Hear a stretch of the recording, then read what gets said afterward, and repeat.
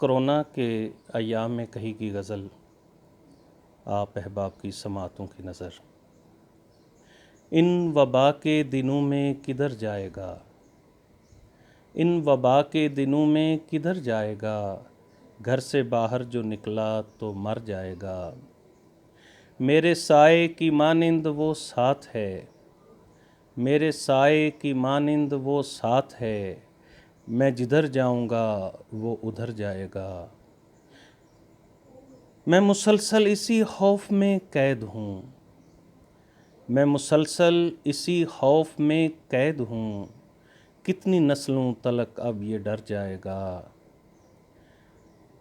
عشق ہوگا و باقی نظر دیکھنا، عشق ہوگا و باقی نظر دیکھنا، تو محبت سے یکسر مکر جائے گا۔ زندگی کا ذرا بھی بھروسہ نہیں، زندگی کا ذرا بھی بھروسہ نہیں، کب یہ دریا اچانک اتر جائے گا۔ اس کورونا سے لڑنا ہے ڈرنا نہیں، اس کورونا سے لڑنا ہے ڈرنا نہیں، یہ کٹھن وقت ہے پر گزر جائے گا۔